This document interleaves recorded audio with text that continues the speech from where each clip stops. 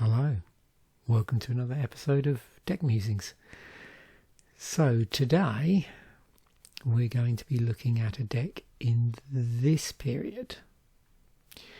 So we're around the time of Worlds in 1995. Now for these early episodes in the series, we've had quite a few now actually. You notice I'm jumping around quite a bit, backwards and forwards. Hopefully, I suppose from probably going on from the next episode, I'll be definitely moving forward. At the moment, why that's happening is just trying to sync up the decks I want to talk about with what physical cards I have, because of, I do the Friday artwork video, so I do try and make whatever week I'm shooting in terms of the Magic the Gathering videos, there is a degree of synchronicity there. So for instance, this week, in terms of a set, the center point, if you like, is 4th edition. So going forward, we should be also moving forward in time, and there won't be quite so much jumping around, but that's inevitable, because some weeks I'll get somewhere and think, oh, I wish I'd mentioned so-and-so tournament, and then jump back a bit. So there will still be that, but hopefully not quite as much as there is at the moment, because we've been jumping backwards and forwards between 95 and 98, I suppose. So here we are. This is the shape of standard at the time in terms of the sets that were legal. I'll include links as always, so if you want to review this, because this is a really cool article as a sort of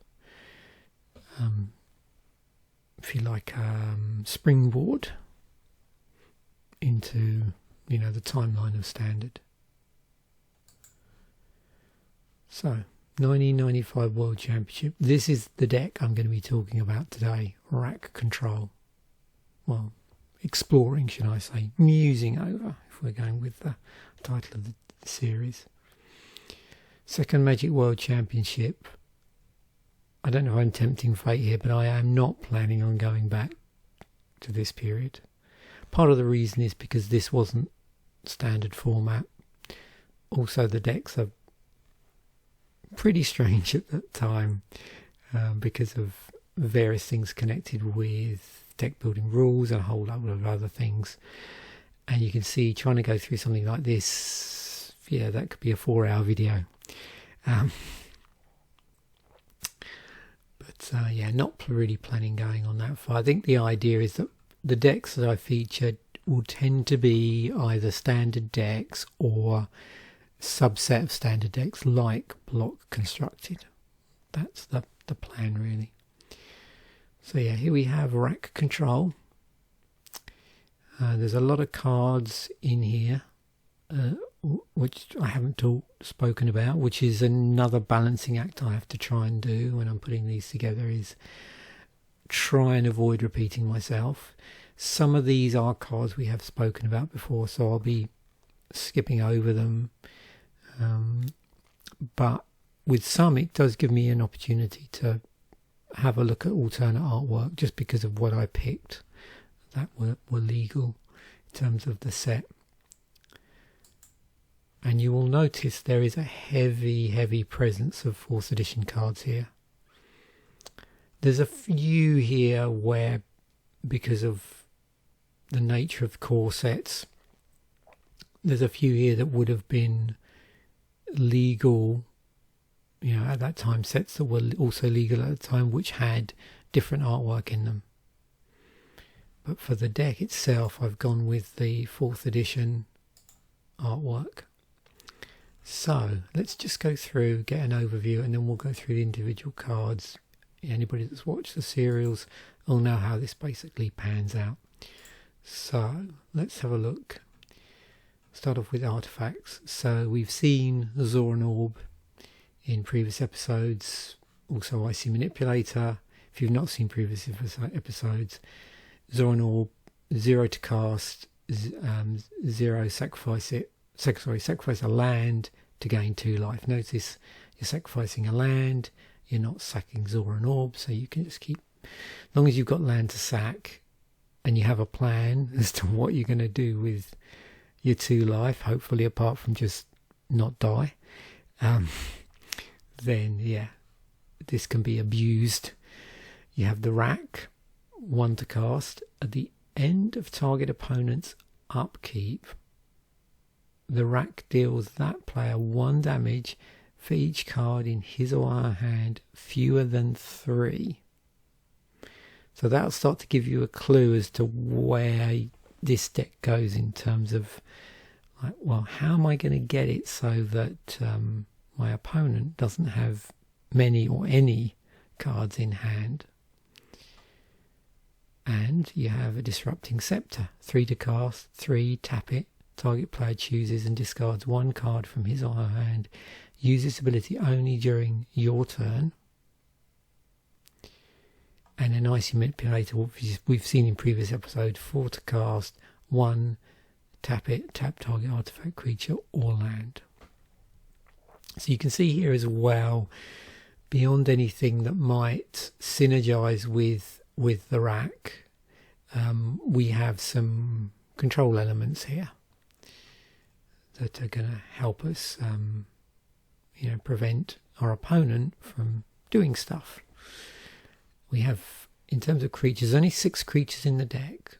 We've got 3 Hypnotic Specters, 1 and 2 black, 2/2. It's a favourite of mine. It featured in a No Hand No Land series I did many years ago now.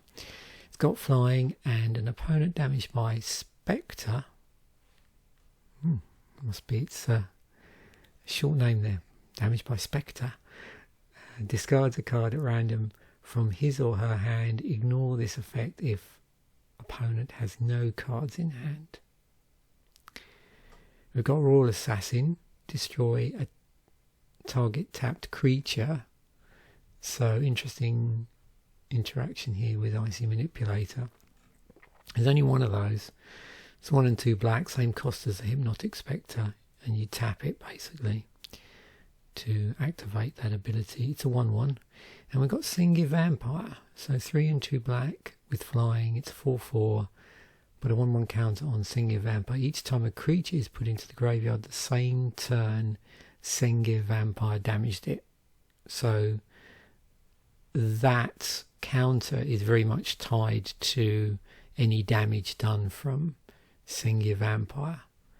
There are other cards in here that do damage, but that doesn't interact with this 1+1+1 counter.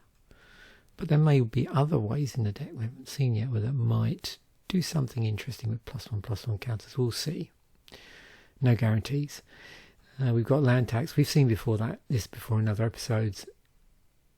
1 white to cast.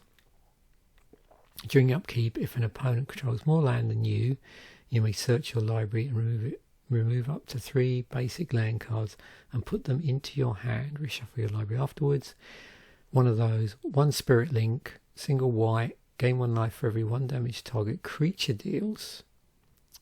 You may gain more life than the toughness or the total life of the creature or player damaged by the creature Spirit Link enchants, which is interesting. Just because a lot of cards that do that lifelink thing, sort of restrict the amount of life that you can gain based on the creature's toughness or the life. Dance of the Dead, 1 and a black. We haven't seen this before. Take target creature from any graveyard and put it directly into play under your control, tapped with +1/+1. We'll have a look at that when we come to the individual cards and see how that's handled in terms of any errata. Treat that creature as though it were just summoned. The creature does not untap during its controller's untap phase. At the end of his or her upkeep, its controller may pay an additional 1 and a black to untap it. If Dance of the Dead is removed, bury the creature in its owner's graveyard. So yeah, it's going to be an interesting one to look at, actually. Looking forward to going down various rabbit holes with that. Pestilence, we got one of those. 2 and 2 black. At the end of any turn, if there are no creatures in play, bury Pestilence. Single black Pestilence deals 1 damage to all creatures and players. So you'll notice we don't have many creatures we can possibly play. So yeah, not such a big deal for us. 4 dark rituals. 1 black. Adds 3 black to our mana pool. We've got Power Sink. X blue, counter target spell. If its caster does not play X, target spells caster must draw and pay all available mana from lands and mana pool until X is paid. He or she may also pay mana from other sources if desired. Got a Swords to Plowshares. Single white, remove target creature from the game. That creature's controller gains life equal to its power. 3 disenchants. So we've got mainboarded disenchants here. 1 and a white, destroy target artifact or enchantment. We've got 2 terrors. 1 and a black, bury target non-black, non-artifact creature.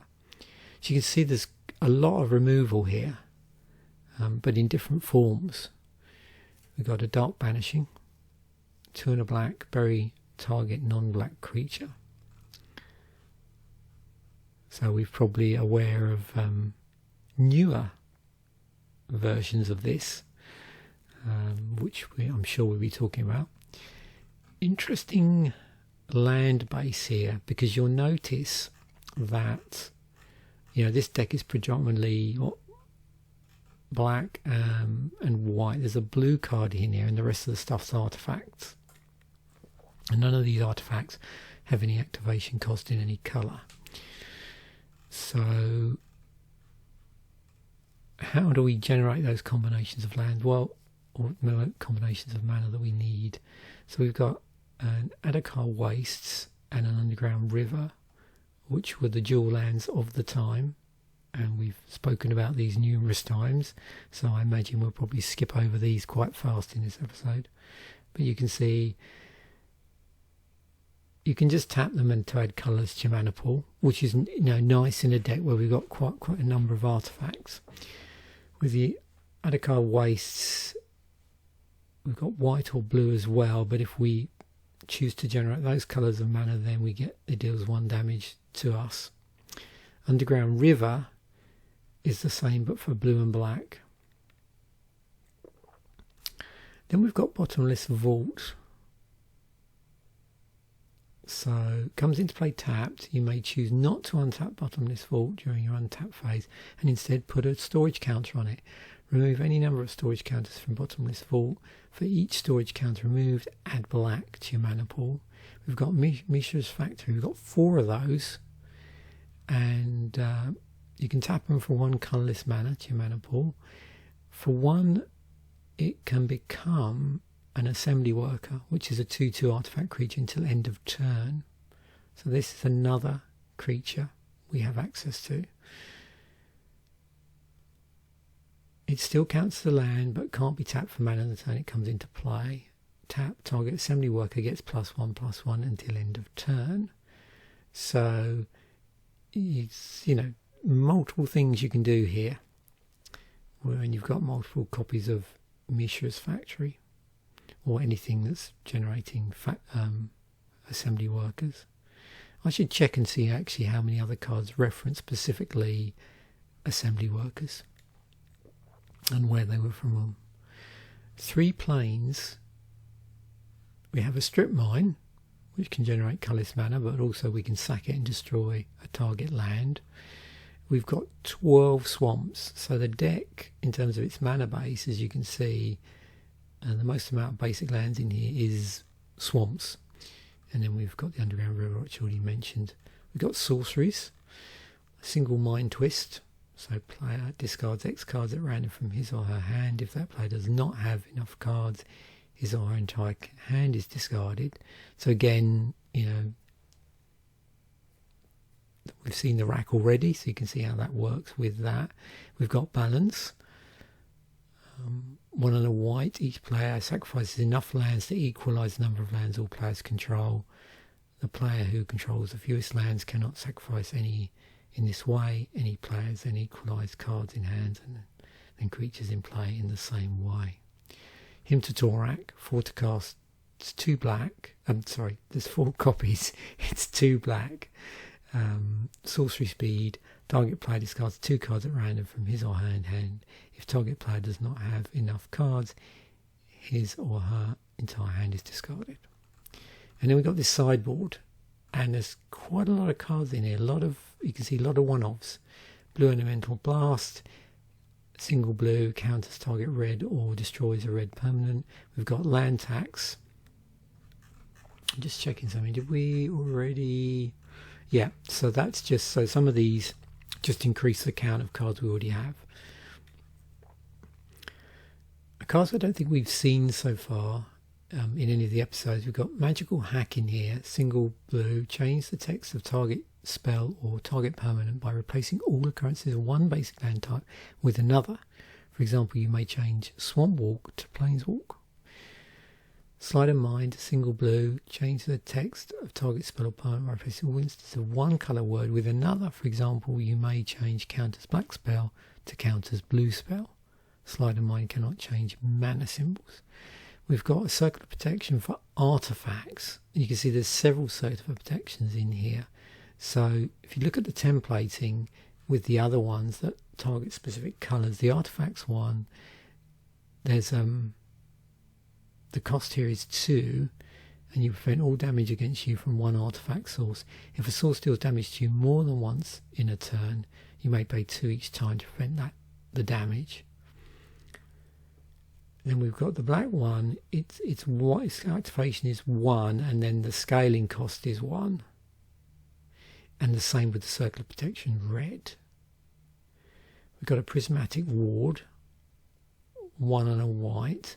When it comes into play, choose a colour. All damage dealt to target creature by source of that colour is reduced by 0. So the sideboard's got a lot of hoses in it for dealing with certain matchups.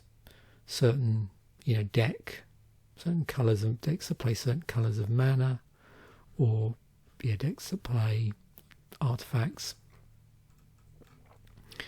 So we've got Gloom, 2 and a black, white spells cost an additional 3 to cast, white enchantments with activation costs require an additional 3 to use, and then Stromgald Cabal, which is actually a creature. So 1 and 2 blacks, a 2/2. Pay 1 life to counter target white spell. Effects that prevent or redirect damage cannot be used to counter this loss of life. Play this ability as an interrupt. So yeah, you can see here, lots of ways in here of targeting specific colours of deck to hose them. So let us start off with the most important thing in the deck, the land artwork. So it's a core set. So I imagine, and I could be wrong here, I've not checked, that these are often with core sets what they would do is reproduce artwork from previous sets, but I'm not sure here because we're in early days of Magic.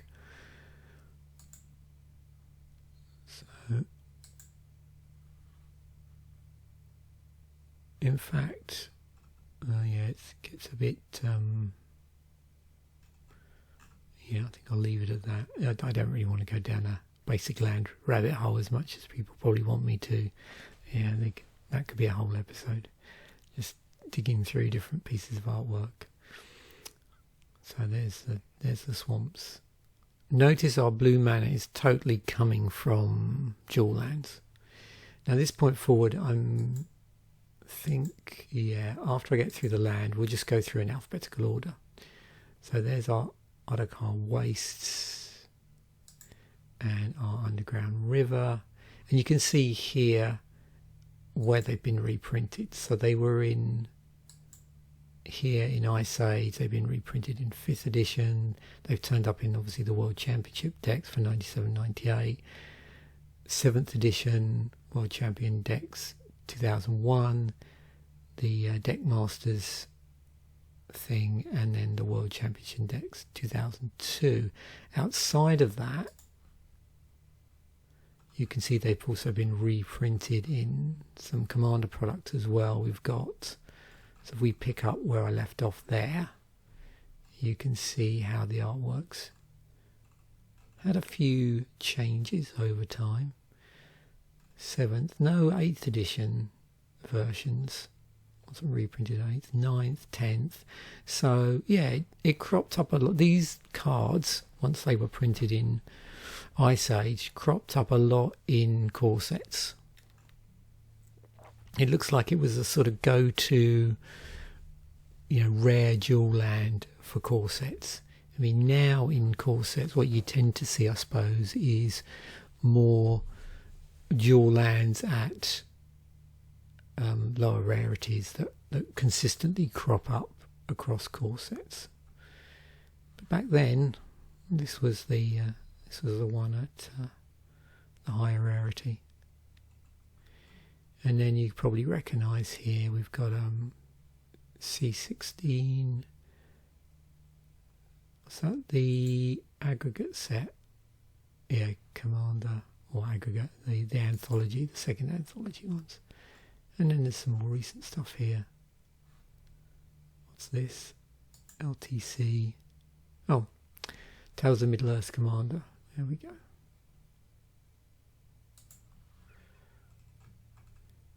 And that's a good point, actually. And I'm not going to go down this, just to put out there. I wonder what point flavor text started appearing on lands. I'm not sure how easy that is to search for, but I don't really want to go down there. Okay, balance. I know I've done this before, but yeah, there's majors for the balance. Sweeper land sacrifice. And you can see here, yeah, there's the cards predominantly that have effects like balance. I'm just looking for an angle here that I've not covered in a previous episode. I mean, this is interesting.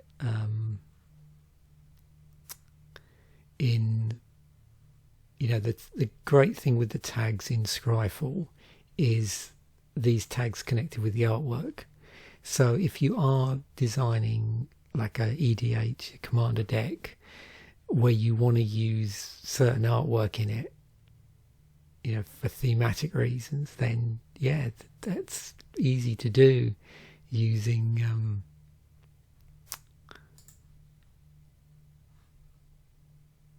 this. So there you go. It's interesting, isn't it, as well, that when you use it, it cuts in first to the actual artwork, which is pretty cool, and then you can get into the cards. Yeah, so I'll skip through that a bit quicker because we've done it in previous episodes. Bottomless Pit. Oh, these storage lands from Fallen Empires. Yes, I will be talking about Fallen Empires at some point in the future. Not on the cards for this week, but will be coming up. Which of course means that whatever deck I feature in next week's deck musings does have to have Fallen Empires cards in it. So that's, I suppose, narrows it down a little bit, doesn't it, in terms of what period in Magic I'm going to be covering next week, or potentially what tournament it might come from. So let's have a look. Oh, Subterranean Hang. Where's that from?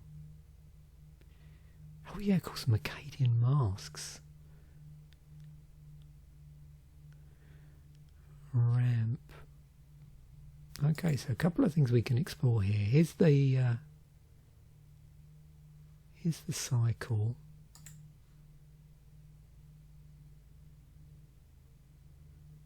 So, what's this from? Oh, of course, yeah, reprinted for 5th edition. So they've only been reprinted. Let me just switch over here. Set. Was it Fem, is it? There we go, Fallen Empires. So there was a change in the artwork. So yeah, only ever been reprinted in one other set, which was a cool set. Now, if we go back, let's have a look at Subterranean Hunger, seeing as that was mentioned. So we'll get to Acadian Masks at some point in the future, but we might as well take a look here. So another form of storage land.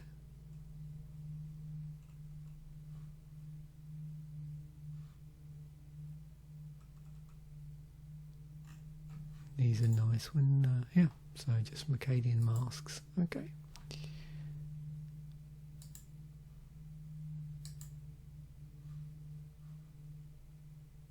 Reference by Molten Slag Heap. Okay.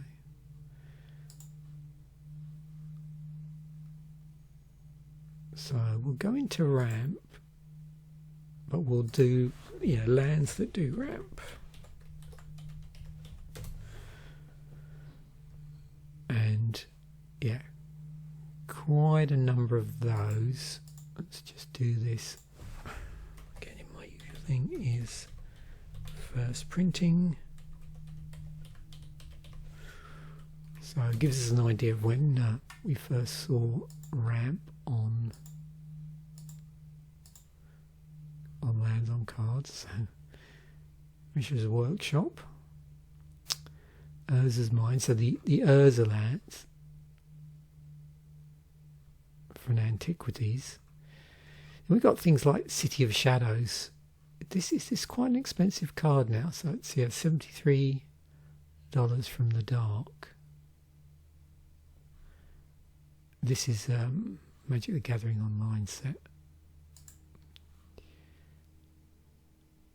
And then we have our Fallen Empire stuff.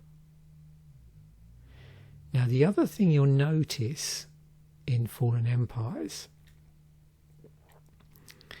is that there were two cycles of lands that fit the bill of ramp. One was the ones we just looked at, which are these ones which had storage counters, and you can sort of opt to just build up your storage counters and then boom, use it.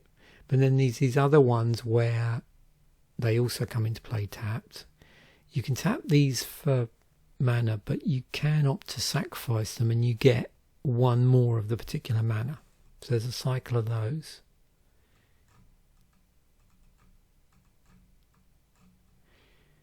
And then we've got Lake of the Dead in alliances and things like Crystal Vein and so on. And then all these other ones like Ancient Tomb, Scorch Ruins, which add more than one mana, but there's some downside or some delay or additional cost to pay. Like Scorch Ruins is interesting because when it comes online, and everything is sorted out, so to speak, you get 4 colours mana when you tap it, but it comes into play. You have to sack 2 untapped lands or bury it. So yeah. And then you get these other ones that scale on types of cards as well to increase the mana. So yeah, another one it's interesting seeing how things like ramp on lands is scaled, either through the use of counters or some alternate cost that you have to pay before you get to use, the ramp, or it ramps against something else in the deck. The other thing, and I did bring this up in an artwork video, it's quite nice when you look at these older artwork cards side by side and you see these interesting touches with this border around the rules text. You can see here.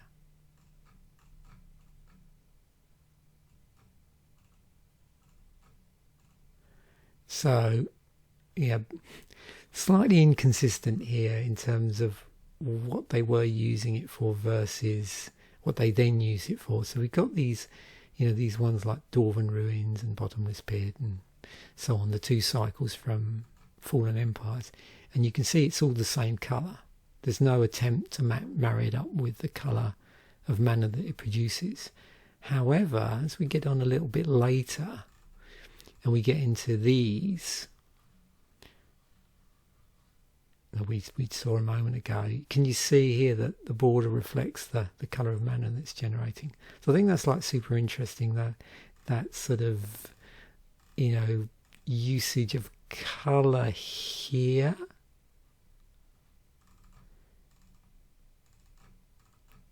If at all.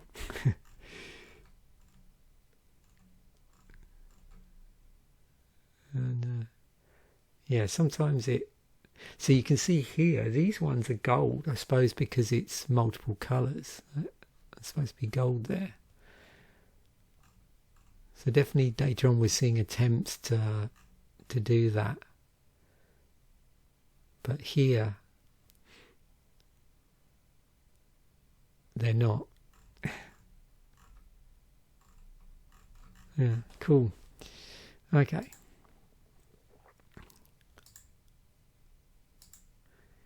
Dance of the Dead. Yeah. Okay.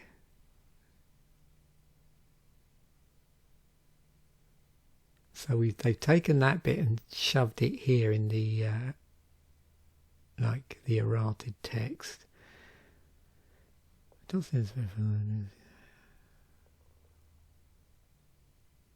Yeah, so it's really just clarifying some stuff, breaking it down a bit more,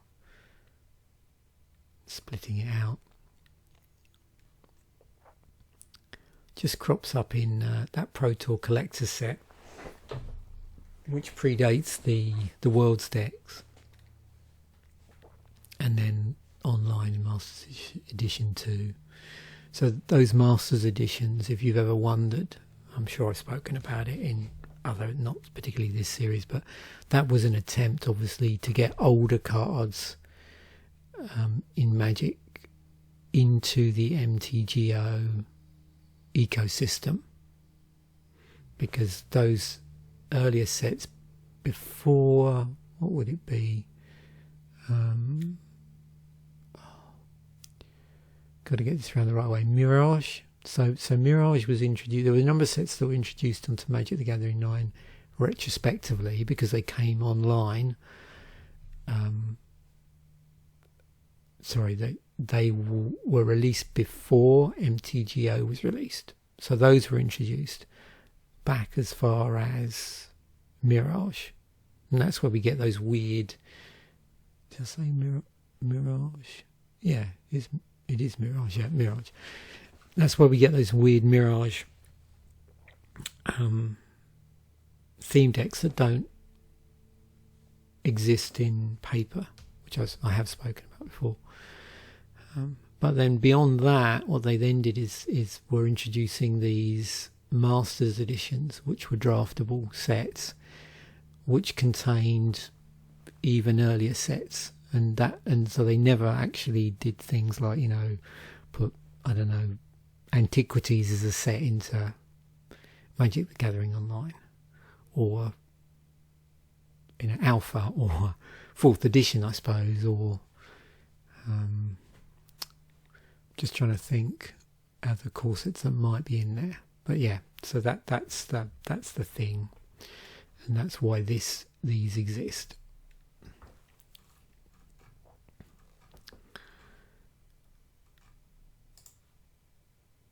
Okay.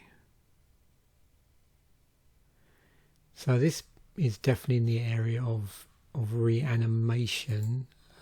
Just to clarify, it's an aura. It doesn't say here. Enchant dead creature. As opposed to enchant creature. Just to remind you, it's enchantment aura in new magic speak. Similar to Animate Dead, because Animate Dead's an enchantment, and that had been kicking around for a while, so we'll no doubt look at that. But let's look at some reanimate stuff actually. Just deciding where I want to go here. Reanimate creature. So obviously there's several ways you can do it. I'm more interested in this episode in auras, just because this is an aura. So of course I forgot to copy that. Printing.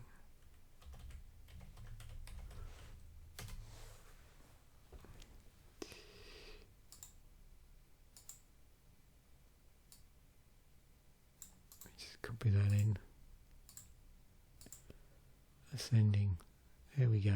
So Animate Dead was first. Then we've got Dance the Dead. So what are we seeing this in? With black, blue, black, white, yeah. There's a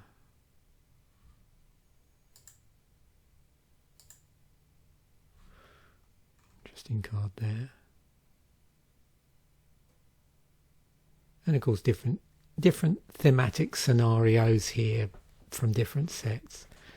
But it's interesting, if you look at the different sets here, it's not something in terms of how can I put it? Well, actually, let me just show you rather than trying to explain it. So even when you factor in unique art, so the fact that has it been reprinted, we don't even see that. So it's 16 cards, including all the reprints, and 14 when we don't. So yeah, it's not as if they were reprinting this like every these sorts of cards like every core set. And in terms of, as we're talking about core sets, yeah, there's one in M20 there. But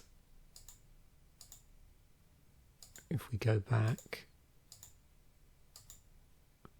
a little bit, you can see in terms of cards that can reanimate creatures, there's a lot more in Magic. But I was just interested in that. This card always interested me as well, All Hallows Eve. That has the scream counters on it.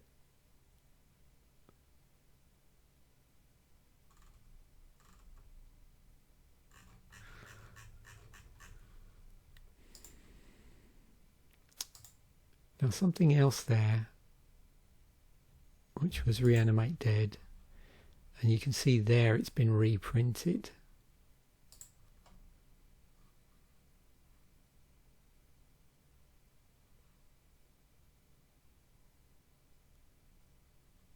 And that one has been reprinted a few times. In fact, that's another thing I think I say a lot in videos. Let me just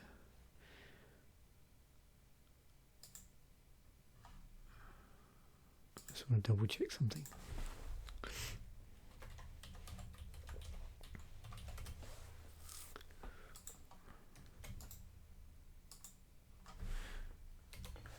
That's printing.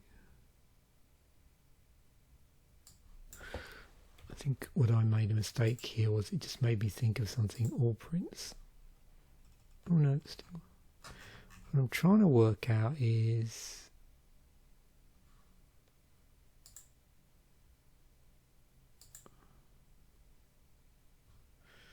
me just take that out.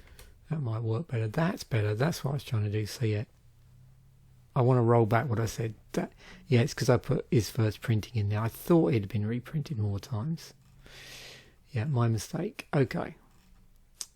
Yeah, no. That's more like it. Sorry about that. That was... I wasn't thinking there.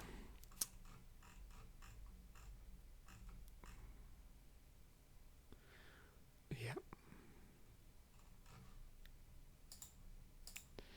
So now, that's better.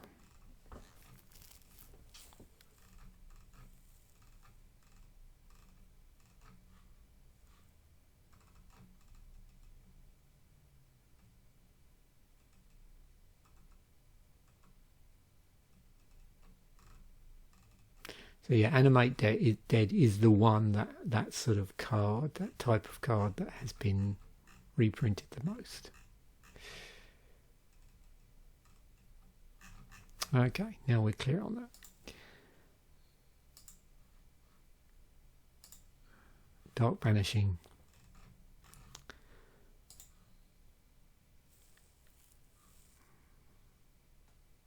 So this Notorious Assassin. So it was staple to that.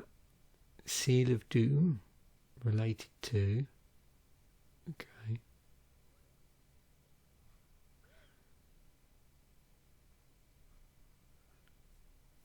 remove all creature destroy. So the obvious thing here with that sort of card is to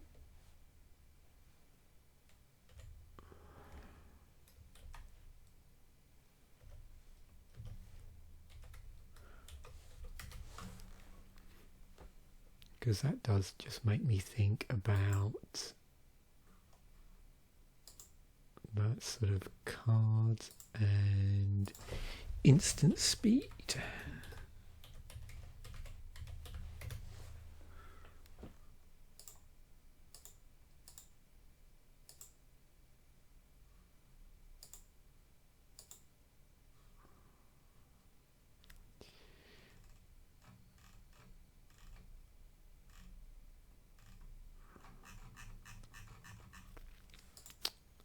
So 355 if we include everything, if we just do the first printings. So we can just place it here. So prior to that we've got Terror.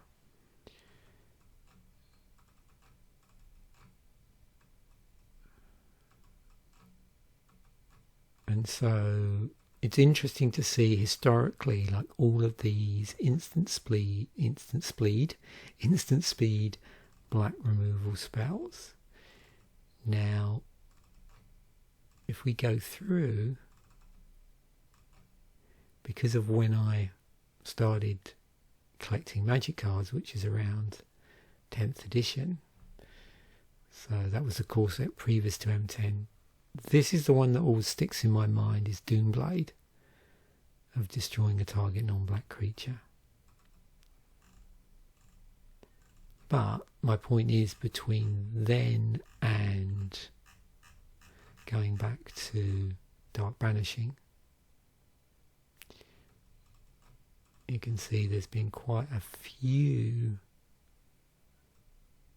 of those types of instant speeds with, you know, a good degree of variation here in terms of what they might additionally do, what the conditions are, and how that might be altered by or in relation to the casting cost.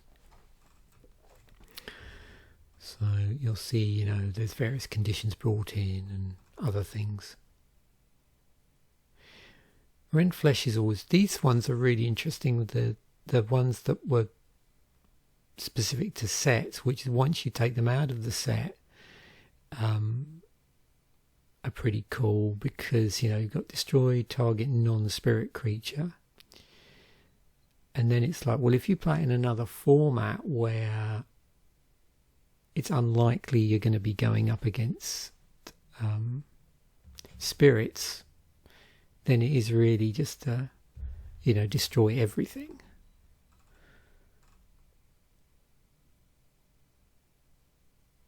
And then we've got some incredibly specific ones like this one will only get rid of legendary creatures, but that makes perfect sense in this set. But in other sets, not so much. So you get both sides here.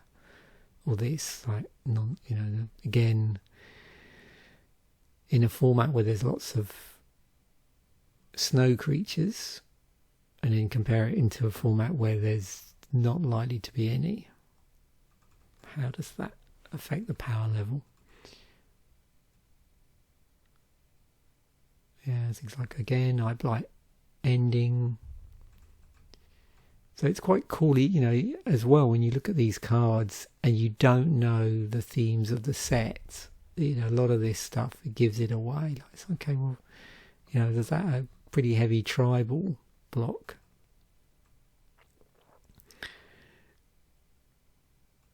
And then you get things like murder as like 1 and 2 black, destroys any target creature. So 3 CMC, which is 1 and 2 black, versus Dark Banishing, which is 2 and a black, so still 3 converted mana cost, but it's 2 and a black, so slightly easier to cast if you're going to be playing it in a deck that's not mono black. Obviously, it doesn't make a difference in a mono black deck, but the downside is you can't destroy black creatures, which you can with the other one. So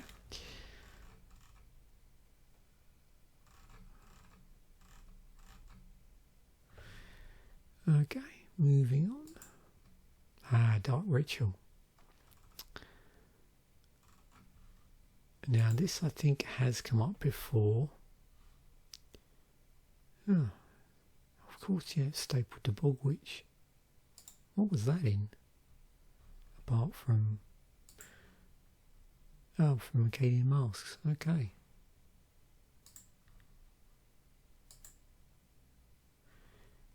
Okay, yeah, part of the cycle of boons, those ones. It's a ritual. Spells that add mana, and we've spoken about this before. Now, also I suppose you could argue, there's certain cards that do have the word ritual in them, so maybe interesting thing to think about is rituals that are actually called ritual somewhere. So we've got Brightstone Ritual, Cabal Ritual, Culling Ritual, Dark Ritual, Desperate Ritual, Pyretic Ritual, and Rosethorn Acolyte. Oh, because, Seasonal Ritual.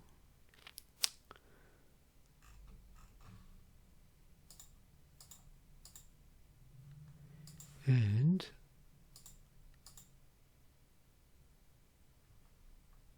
if we do this, so there's Dark Ritual, then Cabal, then Brightstone, then Desperate. Oh yeah, the whole splice into Arcane thing.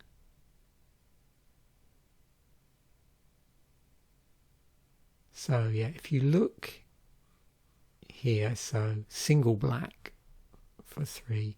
I don't think there's anything else in any other colour that's a ritual.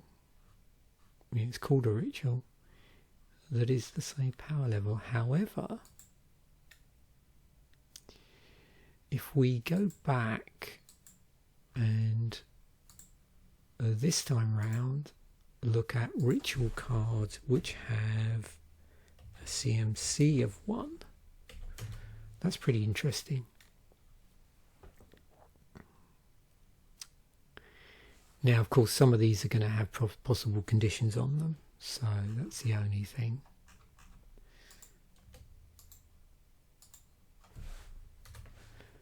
So I'm curious if there's anything quite as powerful. So yeah, you can see a number of these require you to do something else to get access to that mana, or they interact some way with another card, or scale on things. Culling the Weak there, which is pretty interesting.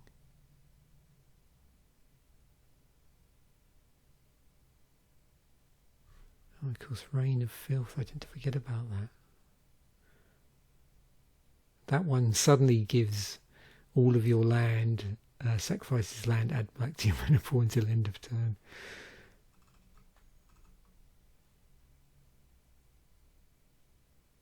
Turn to Dust, Ride of Flame, Infernal Plunge. Infernal Plunge.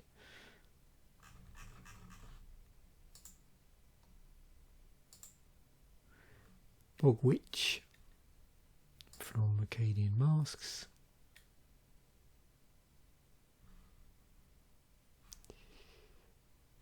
Which we had a look at a moment ago. So that's it, stapled to a creature. You can see single black for that. Disenchant, featured this a number of times. I don't know if we've seen this specific artwork, so that's a good opportunity to look at the various pieces of artwork.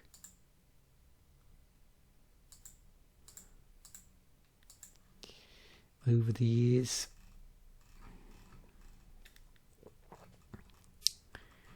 And how it changed, obviously based on the themes of various sets.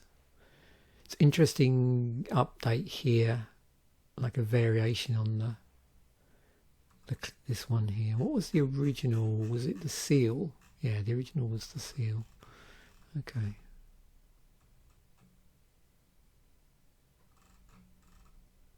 So there's a few here that, riff around with earlier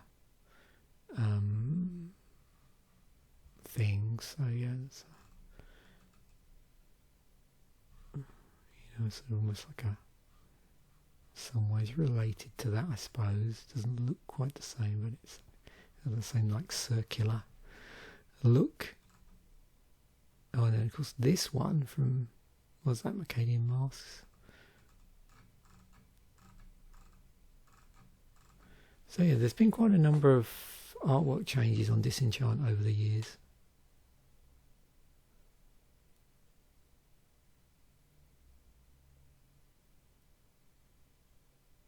This is pretty interesting.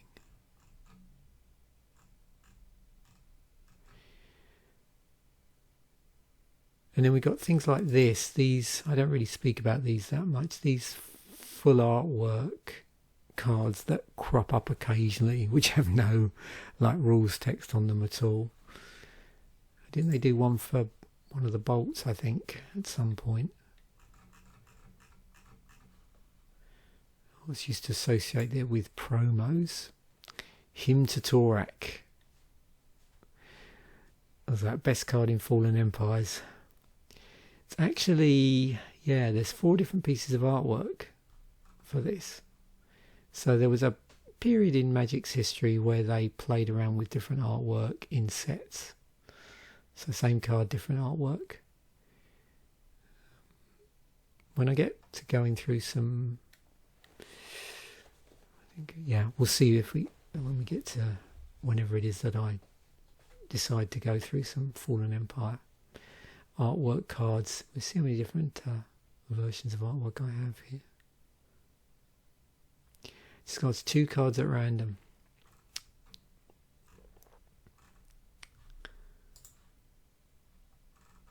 Random discard. So you can see here it's cropped up a lot of different variants here.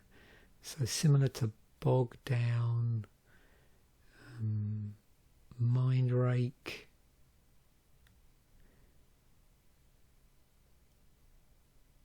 Raxhouse's Secret, Walking Nightmare,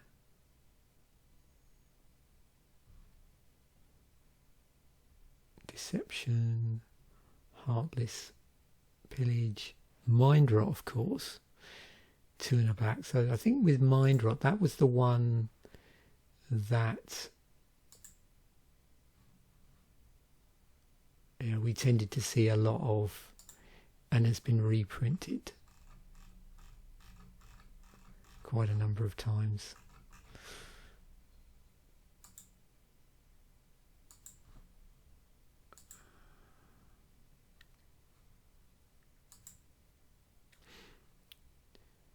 Splitting Headache,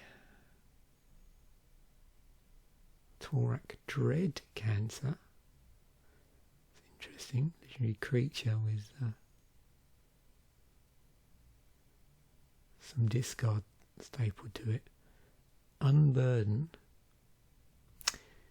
and Better Than Mind, Wrench Mind. Oh yeah, Wrench Mind. So 2 black, sorcery speed. Target player discards 2 cards unless he or she discards an artifact card. So I think this is a good opportunity to go down the discard rabbit hole in the interests of science.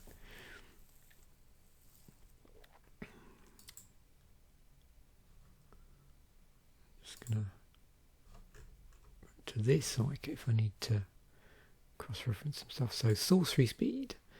So first thing I'm just going to do is actually just take out all of the creature stuff, so where it's stapled to a creature.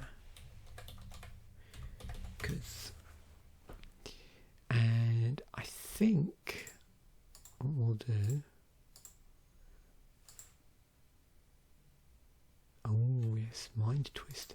And of course, you know, balance is a discard thing as well, because you're equalising your hands. You can see how the balance is a thing in this rack deck.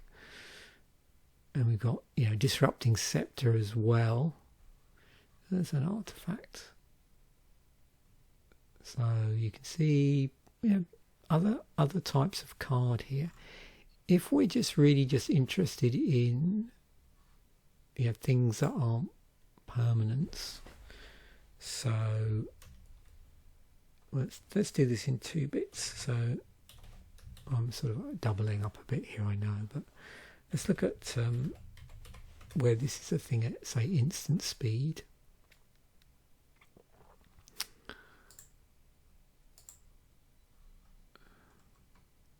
So like instant speed discard. Now you can see, and maybe to make this a little bit easier, let's just concentrate on cards in black here. Yeah, that seems to come at an additional price in some way, either other colours or, and yeah, definitely not as powerful as him for the discard bit. If we look at sorceries, which is what him is,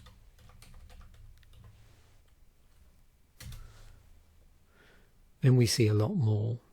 So we got him to Tourach, Mind Ravel, Mind Warp. But do we see, let's give myself a little bit more room here because this is redundant. What I'm interested in is in one instance, so is it going to be the number 2 or the word 2? Probably the word 2. Okay.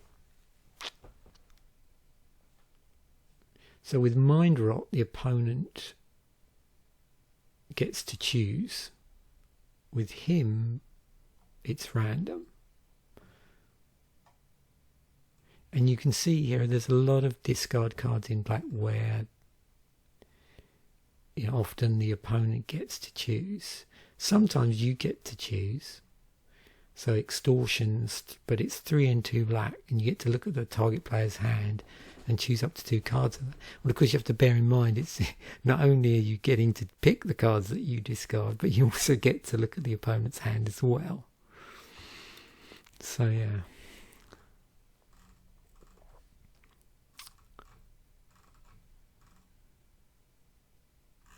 So maybe another good comparison would be to look at cards where it's random.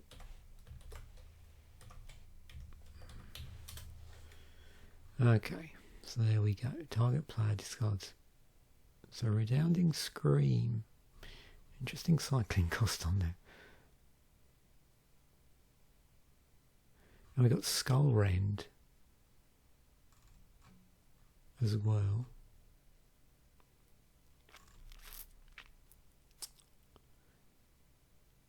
Now the other thing, it's gone now. There is another card which has discard on it that does discard and burn. And annoyingly, I can't remember what it is.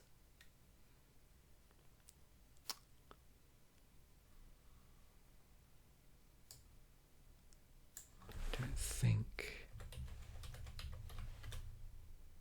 we're going to see anything though. Okay.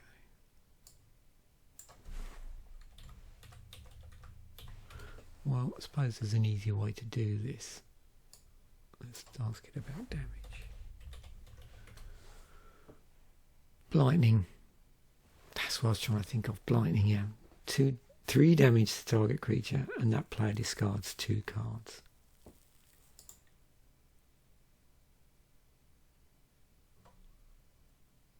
So they get to pick with that one.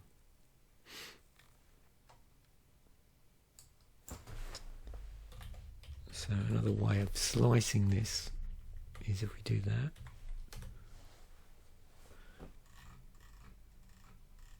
So here it's basically any card where it doesn't say random. Yeah, I read Blightning.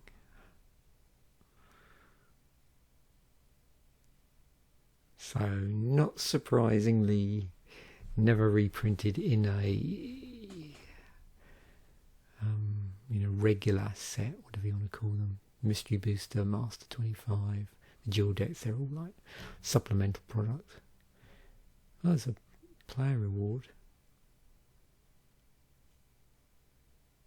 Super cool artwork on that. Yeah, one of my favourite cards in Magic, I think. Discard and damage. So that leads. Is there anything, do you reckon, that does discard? Okay, so let's go back. Would there be anything that does discard and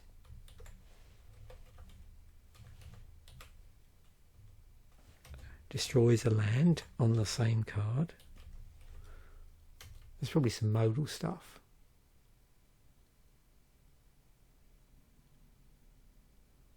It's what? Void. Destroy artifacts and creatures. Oh, okay. Oh, there we go. Just desecrated earth. Destroy target land. Its controller discards a card. I ain't got pain and suffering. I've got first printing twice there. Funny.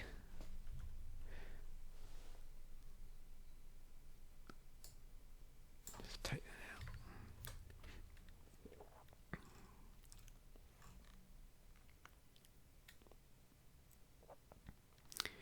Incendiary Command, 3 and 2, destroy 2. Incendiary Command does 4 damage to target creature, or deals 2 damage to each creature, or destroy target non-basic land, or each player discards all cards in his or her hand, then draws that many. Oh, and surprise, surprise. So choose 2, and then it's just got bullet points instead. Okay. What's that? I did end up in Commander 2013. So we've seen that already in one of my deck flip throughs. Awesome. Let's go on mine right. Hypnotic Specter. Yes. Let's look at the prints actually, because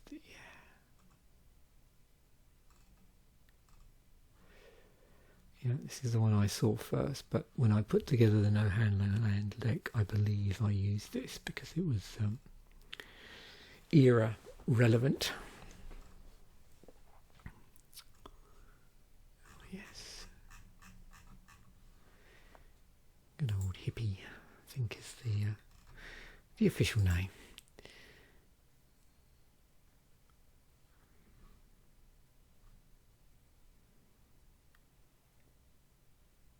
Because we'll go down a similar rabbit hole.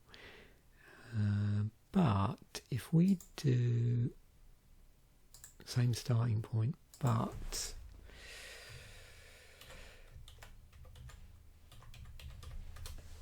unpleasant flyers, okay.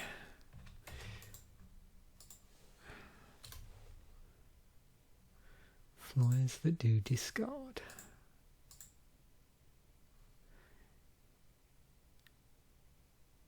Yeah, Abyssal Spectre.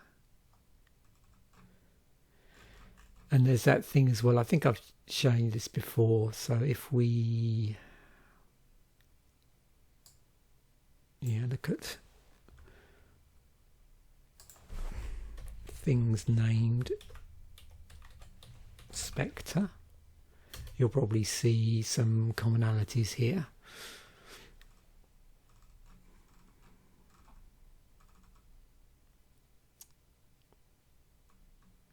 With some variants, the interesting Whispering Spectre.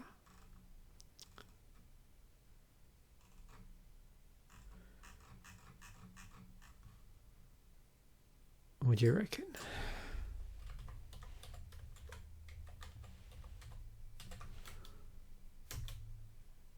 Is there a... I don't think... You know what I'm looking for, don't you? Looking to see if there is a Spectre.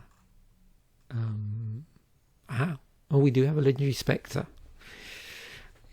No, this is not a spoiler. Okay, this week's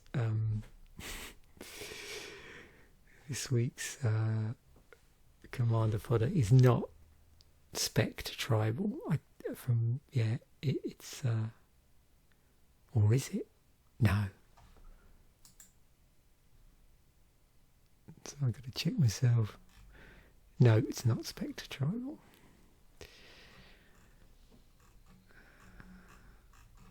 That wasn't, Hypnotic Specter. That would have been tempting, but I've already decided on the episode, so no such luck. And also a lot of these you couldn't include, could you? Because it's got to be mono black. We really have gone off on a tangent here. But that's part of the fun of this episode. These episodes is who knows where we're going to end up. Just ID that. So what have we got? 18 mono black spectres, one of which is a Garros. Well, I suppose there's some mono black. Cards where you can make it any card type. So, could be a thing, I suppose. Anyway, Icy Manipulator, I've spoken about this card quite a bit, so I think I'm going to skip over in this episode. It's come up in other episodes. Mind Twist. More discard, I think. Yeah. Better than Mind Rot. And better than Mind Shatter, because that one's more expensive. So Mind Rot isn't scalable, Mind Shatter is, as is Mind Twist. You can see we've got some random discard stuff. But what I will do is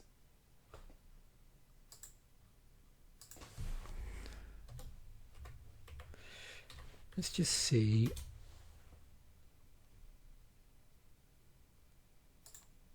In terms of scalable discard,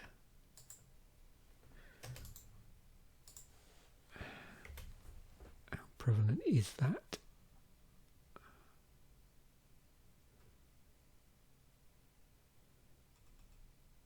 I've got quite a few variants here.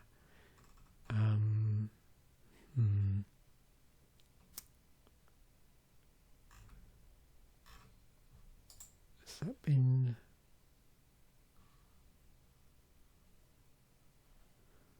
Let me see. Yeah. There's probably obviously a better search I could do here. Can I do? Is that a thing? Yeah. Casting cost X.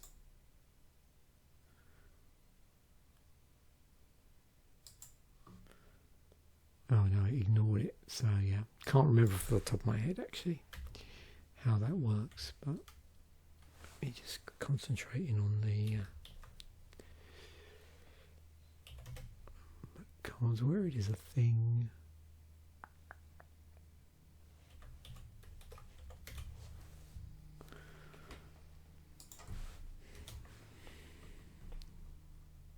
Yeah, we get quite a few things here.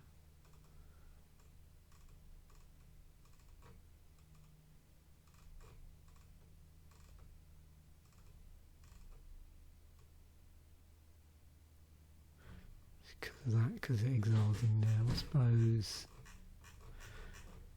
what I can do is this, which does work. There's a bit of a hack. We've got the X scaling in here.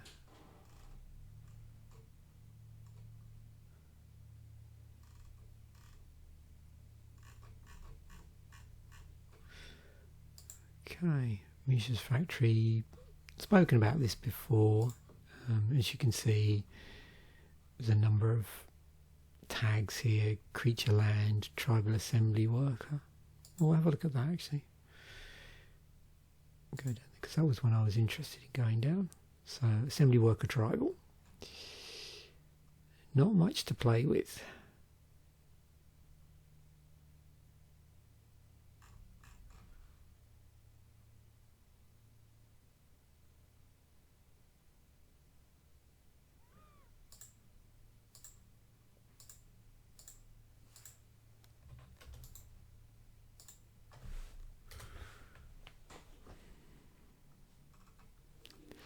So yeah, assembly workers, as a beyond being mentioned here, were a little bit late to the party.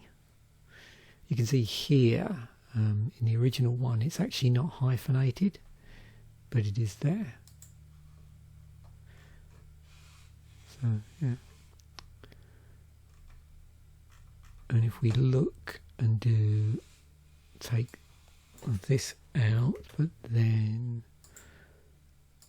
do all prints, you can see, and of course, I don't know if you notice here, seem to have got a number of different variations in the artwork actually.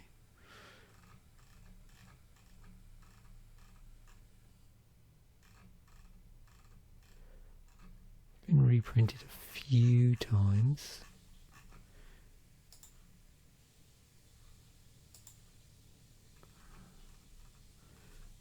Number of artwork variants there. Pretty cool.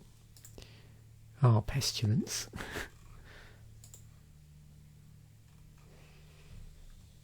Okay.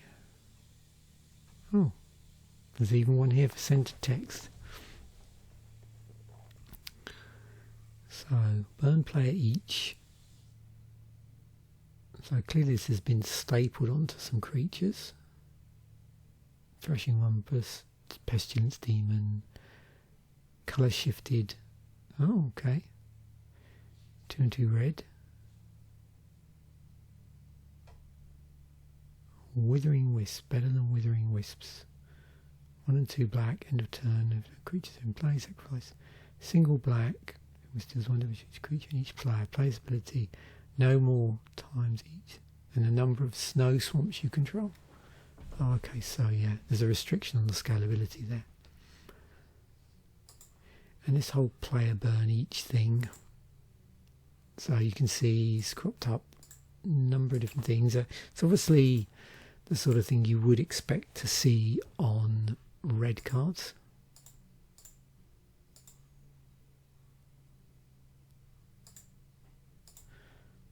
Yeah. Interesting. It turned up on volcanic eruption. So, early in Magic, And of course some of these, the green ones, are going to be conditional. So yes, it turns up on Hurricane because it's targeting players and flying creatures. Here it's not everything. And you've got a number of artifacts where it does crop up on. It's on a Spectre, it's on Crypt Rats.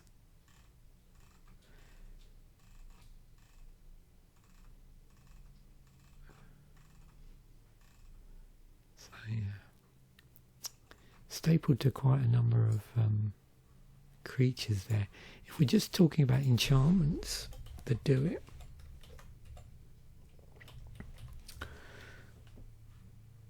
you can see there you've got Cyclone, so not so much, but in terms of those sort of cards, and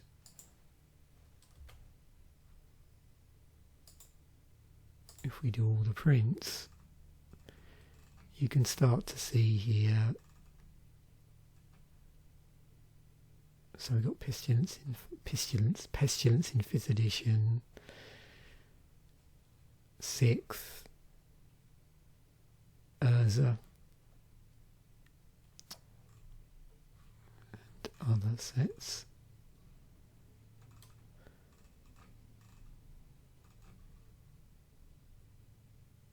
That was in the Mystery Boost, cropped up in the Mystery Booster, and then those other ones, the 30th edition things.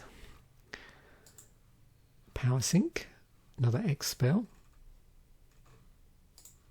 in blue. So we've got, that's an interesting term, Counterspell Soft, gives the player a chance to buy off the counter, such as with a mana payment. So there's 122 soft counter spells. And in terms of seeing that in blue particularly, 97 soft counter spells. If we put that in order of when they were printed, we can see that better in relation to Power Sync. Now, obviously, counter spells, big thing in blue. In terms of other colours, if you're curious about, say, white, then the one that for me that always springs to mind is Manatized, because this was the colour shifted one. You can see we've got other instances where there's a bit of this, but it's placed on a creature in some capacity. You can see one here, we've got, you can sacrifice it. In other ones, there might be a condition against countering other things as well. So, I don't know. Yeah, so here it's going to be certain cards, I suspect. Yep, so in the other colours, based on their colour, you're going to see certain conditions there for soft counters. There's Royal Assassin. You can see it's been reprinted a number of times. I probably remember it from here. Yeah, it was in 10th edition, and also in M10, M11 and M12. But you can see it's also did crop up in a number of core sets. That's 8th edition. Did it crop up in 9? Yeah, 9th. Prior to the 10th edition ones. When did we... Was there a gap? 4th... Yeah, between 4th and 8th, really. So, interesting to see that in terms of how it's tagged. Repeatable removal, hate tapped. Well, I'll have a look at that one, I think. Better than King's Assassin. And What's this? Similar to this one. What's that? 1 and 2 black, 2 and 2 black. So let's look at... No, we didn't want repeat form removal, did we? We wanted hate tapped. Well, I wanted hate tapped, didn't I? Oh yeah, assassinate. But what about creatures that do it? How is that? Yeah.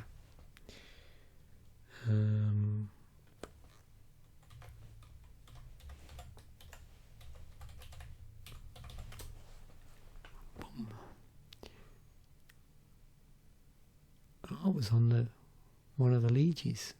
Okay.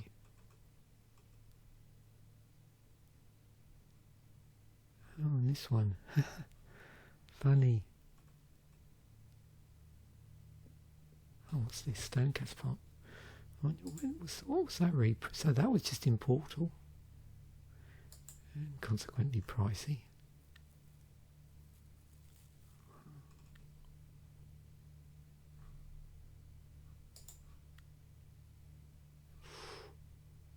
Ouch.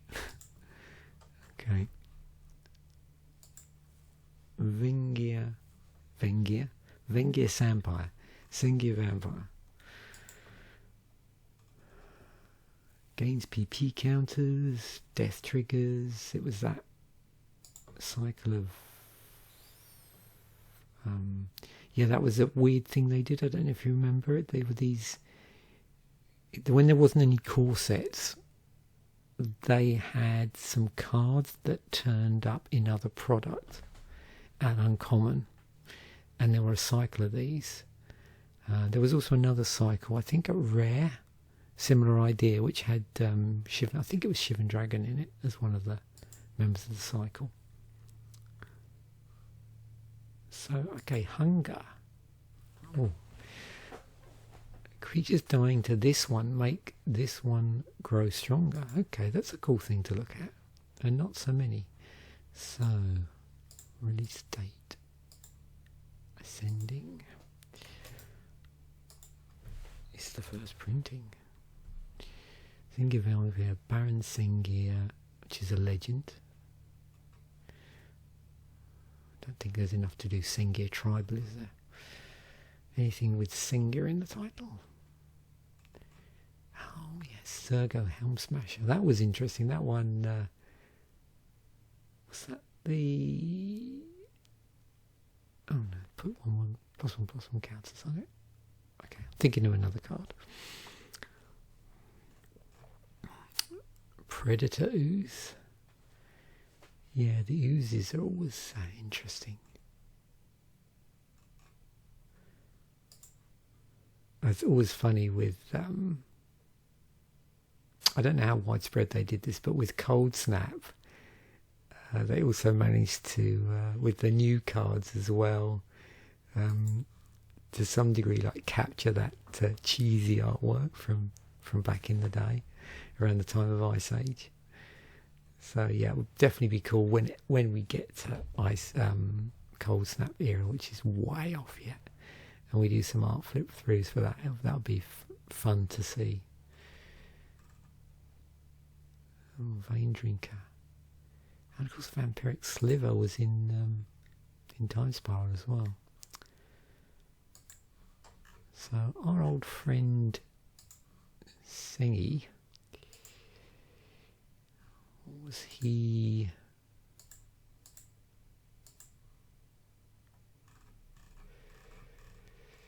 Kicking around in? And did crop up in Torment then. So that's where the okay, that's where the 10th edition artwork, does it come from there? What's that? That's oh, the Beat Down box set. Okay, that's a pretty cool frame on that actually.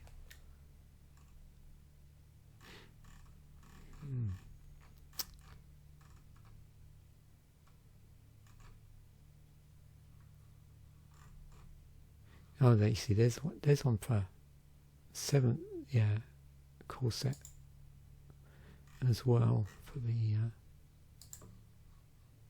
20, well, it's not, again, a core set that wasn't a core set, but there were those weird cards that they printed in supplemental product. Spirit Link from Legends. And what was it? Oh, and 10th edition. What do you know? What was that? Salvat. Okay.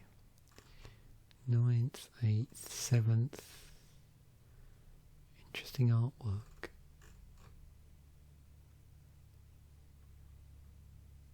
That's really nice, actually. I like that.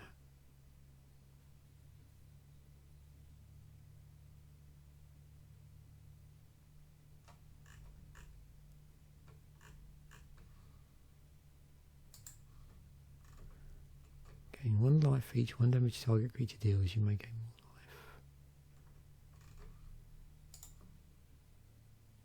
more life. Old life link. Oh, cool. Oh, they got a tag for that. Oh, that's neat.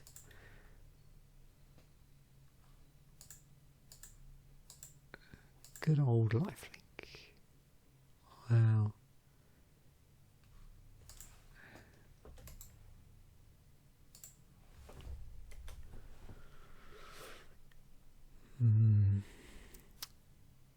So these would be the Vanguard series.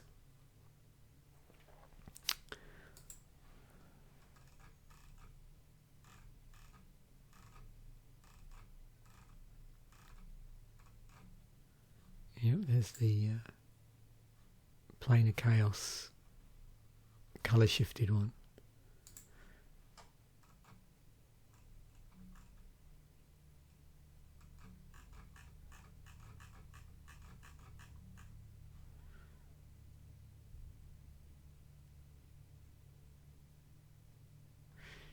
In terms of old lifelink auras, what do we see? Yeah. There's a few. So 6, and of course I'm not counting the reprints here, and 23 on creatures. Swords, yeah, we've had a look at this quite a number of times now over the episodes, come up quite a bit. But let's have a look at the artwork. So I don't know if we've done this. So there we go. Just get this in reverse. So, yeah. Early stuff. We've got Ice Age period, and when they reprinted it in 4th edition, whichever one of this that might be. Did I skip over it accidentally? Was it reprinted in 4th edition? That's the question. What are these? Anthologies, sorry. Anthologies. Oh, there's the one from... So when they produced the Cold Snap theme decks, they put cards in from the Ice Age block, or was it Ice Age and Alliances, but then re-put them into the frame at the time. Oh yeah, I remember this artwork here.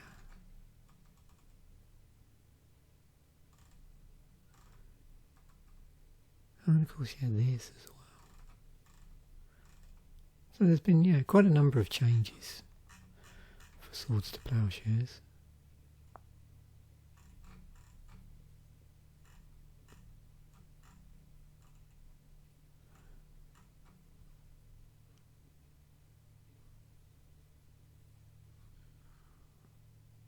Yeah, so that, yeah, okay, so now I get it. So yeah, 3rd edition.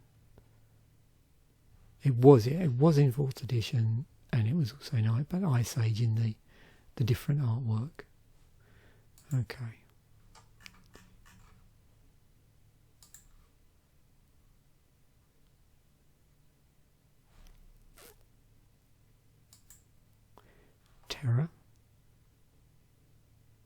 And as you know, we've mentioned this before. If you go to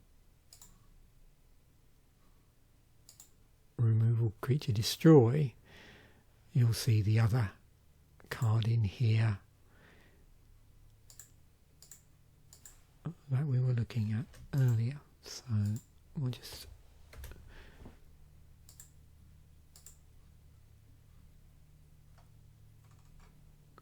there's Terror, and we've got things like Necry as well, but if we do just stuff in black, there's Dark Banishing from Ice Age. So yeah. More removal for our deck. Now you notice here as well, it mentions things like Ghastly Demise. So with this one, of course, the difference between this and the other removal card in black we just looked at, this one does bury target non-black, non-artifact creature. The other thing is as well, this is the one that's stapled to Shriekmaw.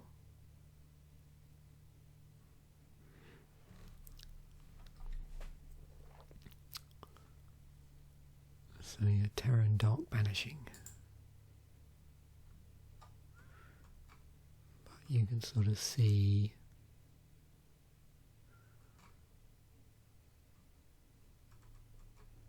how those sort of cards again like crop up in various forms.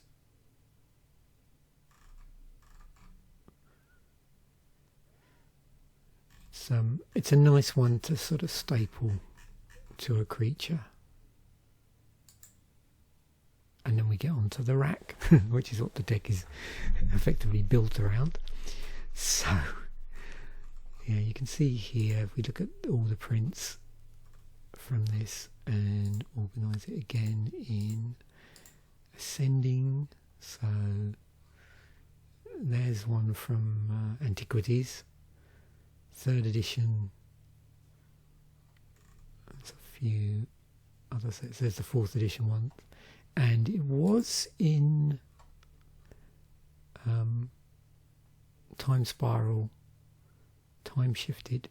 It was in the Time Shifted slot for Time Spiral. That's only really cropped up in other stuff.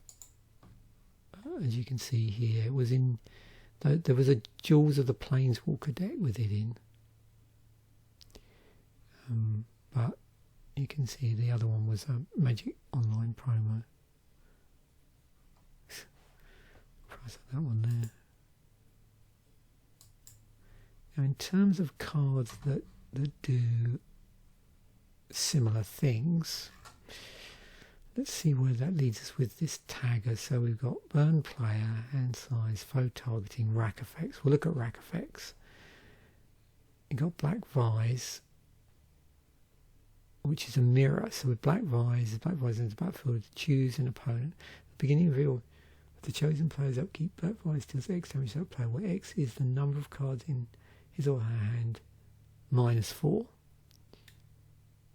Whereas this one damage for each player in his or her hand, fewer than 3. So yeah, that's the inverse of that.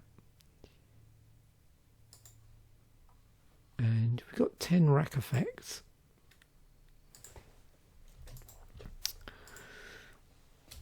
That are marked up as such.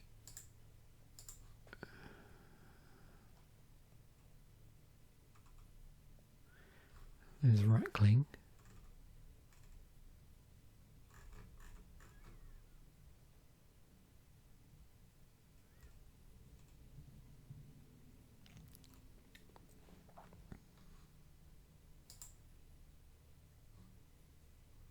Slight rewording here on the errated text. And on the Jewels of the Planeswalker, you can see what they've, that's how it appears there. And on the Time Spiral, the first time they did that, it would have been the Time Spiral Time Shifted. Zuran Orb Yeah, I've spoken about this several times in other sets. I don't think there's much in other videos. I don't think there's much here. Oh, what's that? I didn't notice that before. I don't know what that means.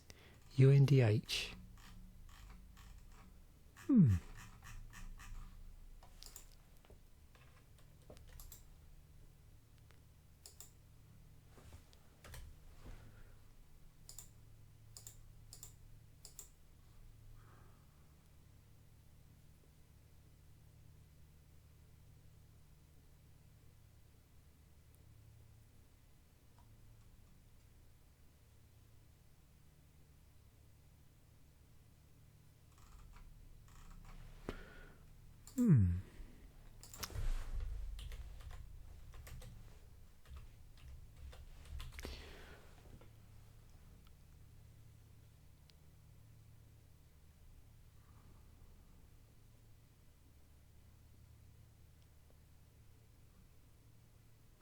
On the H. Is that a play on EDH? Oh, I bet it is.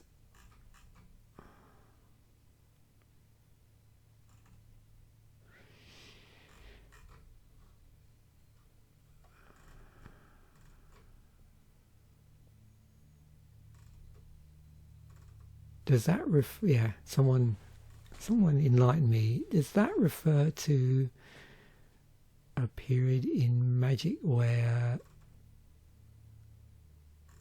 unhinged cards were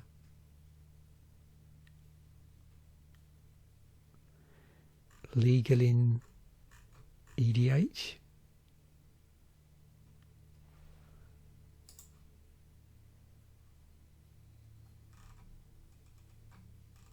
Something like that. Yeah, it's probably a format unset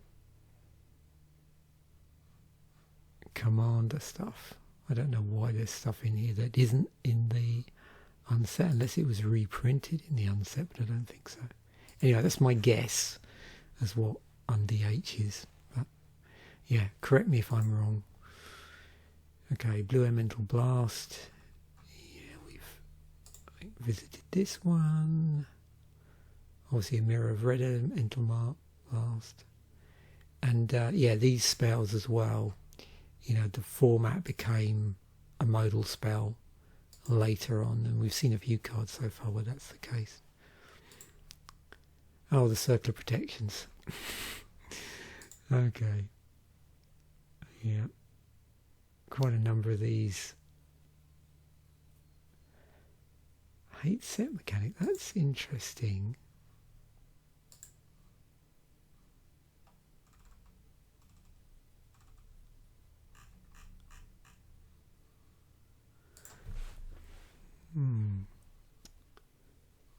So is that something, how does that look on, for instance, an artifact?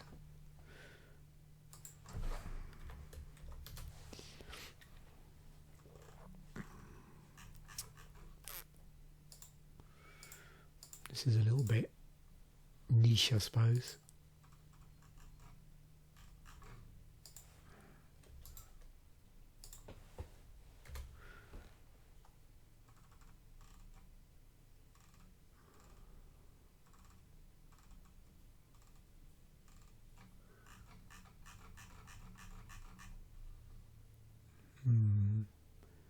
But if I do that,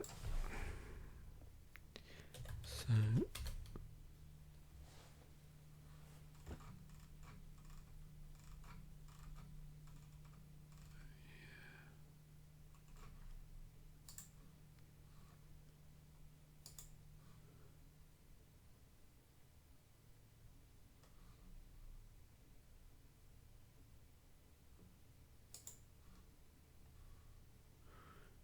that's stuff that hates on artifacts.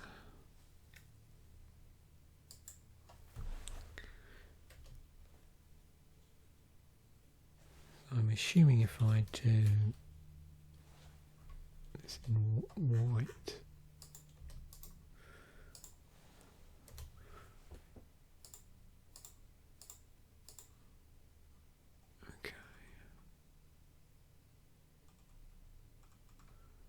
So there was an artifact ward as well. Oh, of course, Grand Abolisher.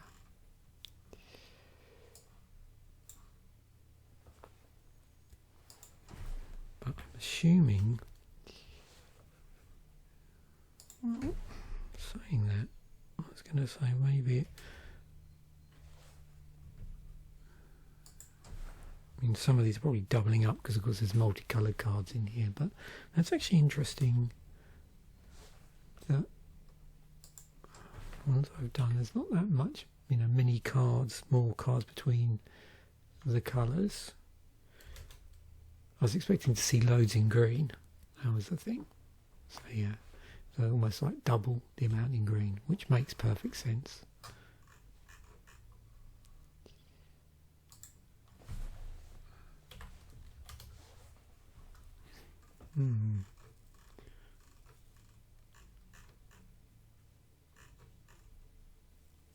Yeah, I suppose it's hate as opposed to destruction. So yeah. Yeah, more Circle of Protection. And these have, you know, been reprinted, you know, a number of different times, core sets and such like.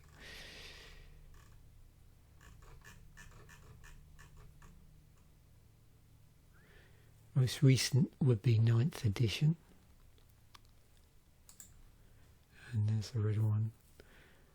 I think with all of these, obviously they're going to reprint the whole cycle for those ones. With the artifact one, in Circle of Protections generally,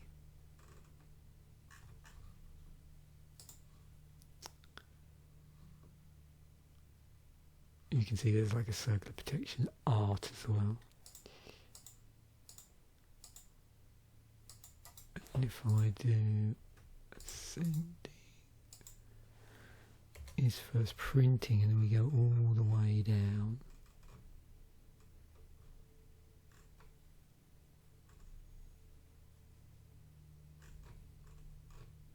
Rune of Protections.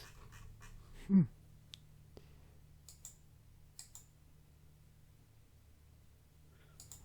I forgot about the Rune of Protections actually. Extras, yeah. Oh, we got Gloom. So we're moving, we've already moved into our sideboard. Cost increaser, hate enchantment, single. So the cost increases. So yeah, number of cards that will do that. Oops.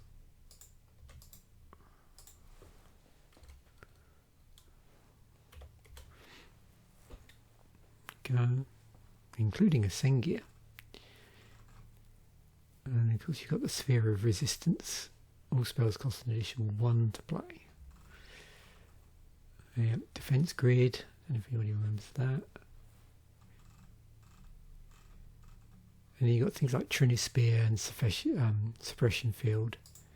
Wasn't this reprinted in, yeah, from the Vaults of Exiled and Kaladesh? Things like Thalia, Thorn of Amethyst.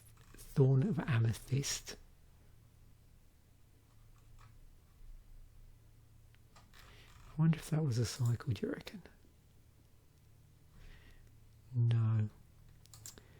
But you can see how a number of these may end up in prison decks.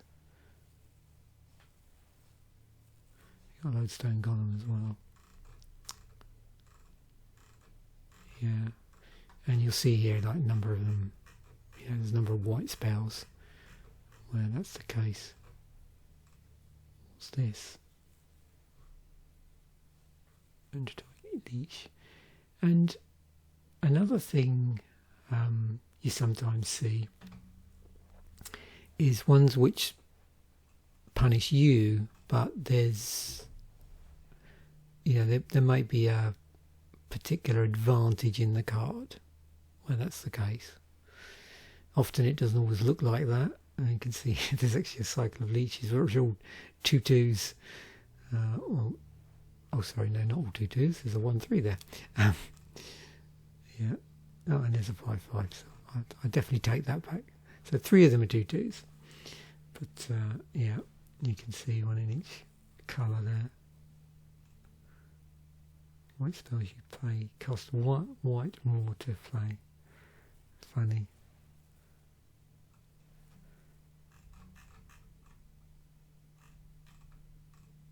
High seas. Yeah, it's all over the shop. Lots of different versions in lots of different colours. Magical Hack. This is something we haven't seen before. It's interesting as well. It's targeting the land type now, so that means also things like Swamp Walk, Planeswalk. Change the text of a target spell permanent by replacing all instances of one basic land type with another. So let's change the text of a target spell or permanent. Now it's going to be curious to see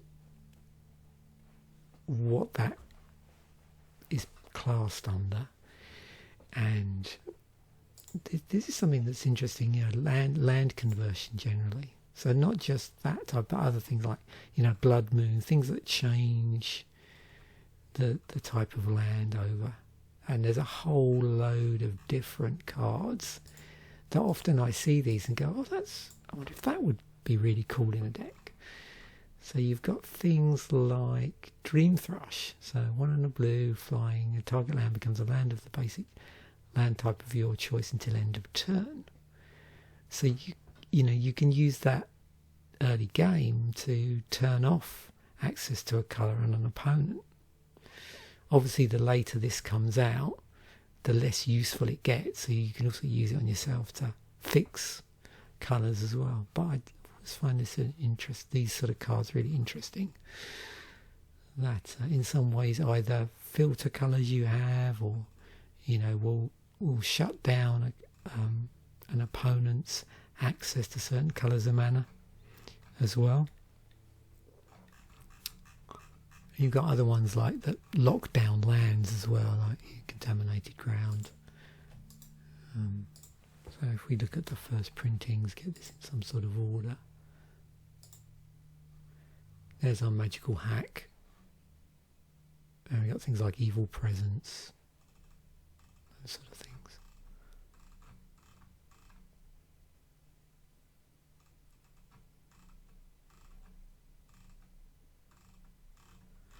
What's the most recent thing they've done it on? Yeah, there's Contaminated Ground. Turns the enchanted land into a swamp. Pixie Illusionist.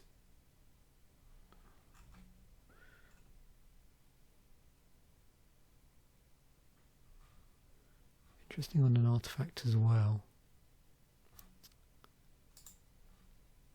Prismatic Ward. So damage prevention.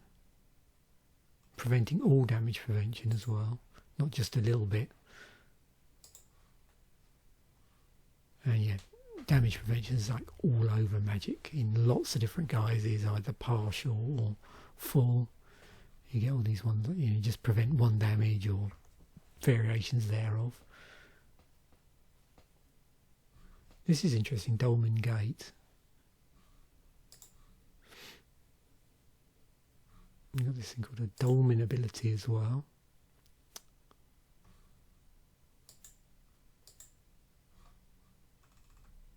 But yeah, quite a number of things like, yeah, there's loads of these ones that prevent small amounts of damage, yeah, like a healing salve level of damage and thereabouts. But then other ones that prevent much more. There's also some interesting things you can do with cards that effectively act as like a damage soak, in terms of in combination with redirection spells as well. It's a pretty cool thing to play around with.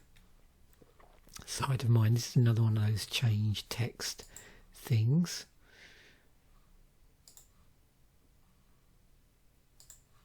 And looking at these.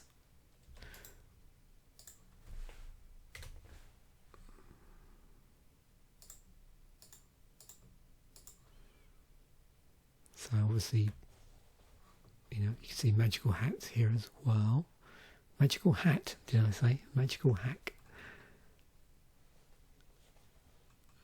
Another one's.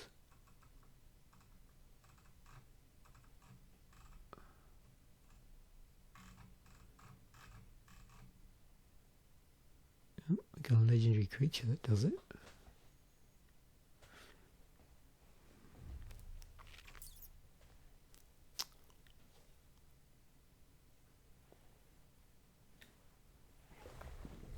What was this from?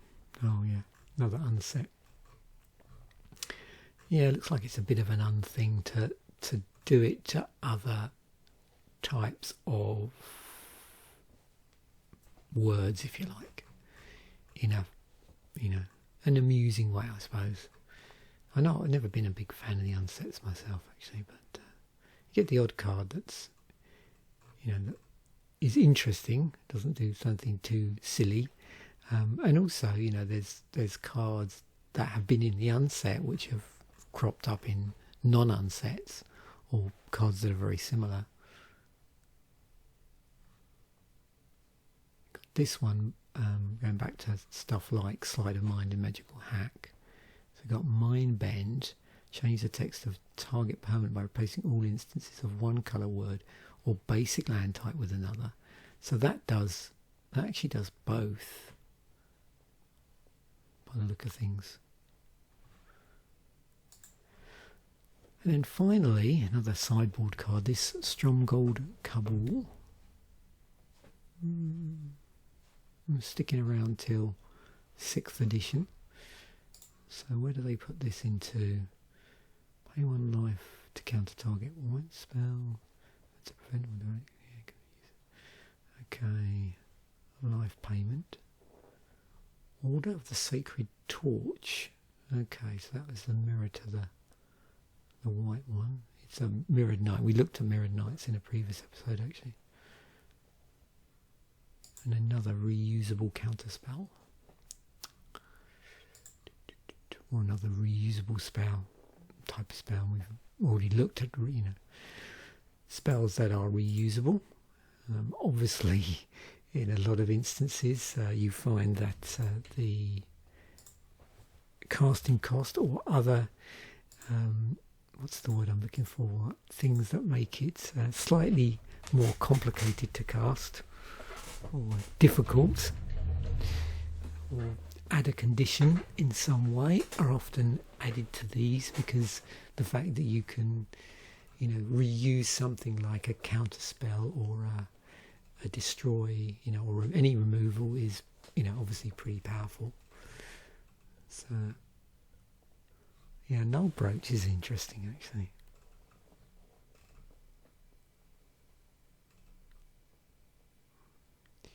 And then we've got, you have to, yeah, we've seen these Spell Shaper cards as well, where they do things, you know, they repeat certain spells.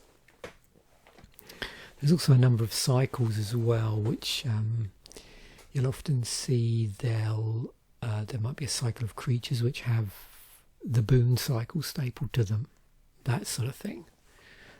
That's interesting to see on like in terms of repeatable stuff. And of course, some of these there are spells as well that aren't, or creature spells that aren't repeatable, where they have an effect stapled to them, but in order to take advantage of that, you have to sacrifice it. Or there might be ones where they're like the evoke type spells, where you've got a choice. You know, you can have the as it comes into play, it triggers from the ETB, you get the spell, but you decide you don't want the creature because you want to pay less for it in the case of evoke, or you want both, so you pay the higher cost, the actual casting cost, and then you get the creature, and then you get the spell, but it doesn't repeat itself. So it's interesting how, you know, Magic staples spells to creatures in lots of different ways. Either makes them repeatable, makes the spell function on ETB, makes the spell function when it leaves the battlefield, makes the spell function or spell trigger when you sacrifice it, or maybe when it blocks, you know, that sort of thing. So yeah, different. It's interesting to see, isn't it? These different variations of taking a creature and sticking it on. Sorry, sticking a spell on it, if you like. So if we do that here, because we've got some enchantments here as well, that's the case where they put it on. But if we were just to say, do that for creaturables,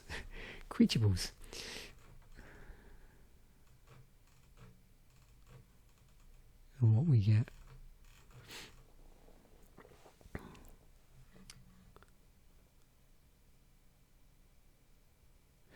And also the way in which they might be triggered.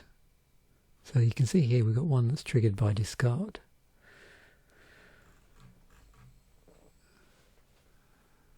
Cool.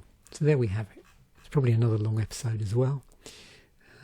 But yeah, these are really great. I love doing these. It's fun to look through this, and I'm going to look forward, because I normally do the prep for next week's after I finish shooting this group of 3 videos. The set musings, the Commander fodder, and the Friday artwork video. So it'll be interesting to see what deck we're going to have next week. Thanks once again for watching. Bye for now, and I will catch you in the next episode.